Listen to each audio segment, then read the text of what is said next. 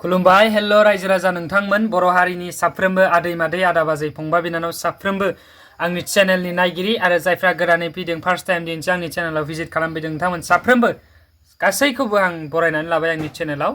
तो जायफ्रा गोदानै हाबफैदों दिनैसो नोंथांमोना चेनेलखौ साबस्क्राइब खालामनानै भिडिअखौ लाइक खालामनानै नेक्स्ट फिउचारनि थाखाय भिडिअस बानायनो थाखाय आपडेट लाबोनो थाखाय थुलुंगा होलांब्लानो जाबाय। स' शेयार खालामनानै हो जाहाथे बयबो बर'नि रायजो राजाफ्रानो बे भिडिअखौ नुसारो थामहिनबा बयनिसिमबो सहैयो।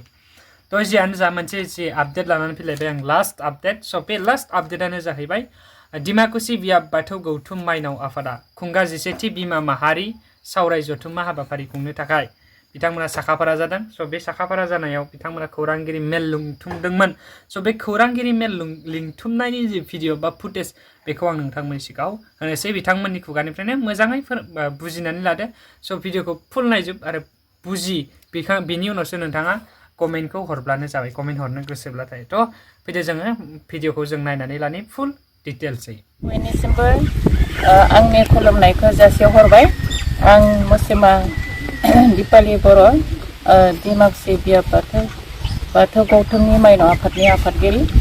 नैबे खौरां बिजोंजों गेजेरजों बेखौनो फोरमायनो मोनना गोजोननाय मोनोदि डिमाकुसि बियाब बाथौ गौथुमनि 11थि बिमा माहारि सावराय जथुम्माया फैगौ 20 नभेम्बर 2024 मायथाइनि बुधबार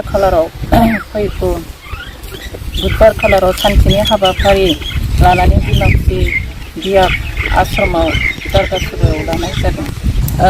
माइनाव जथुम्मायाव जोंहा बिमा माहारिया गोबां सावरायनो गोनां आरो मिथिनो गोनां दं। बेफोरबायदि खोथाफोरखौ मोजाङै मोनथिनो थाखायनो मानगोनां मुस्लिमा बिथराइ बर' लोगो नेहाथारि दुलाराय बाथौ माइनाव बिथांखौ लिंनाय जादों। आरो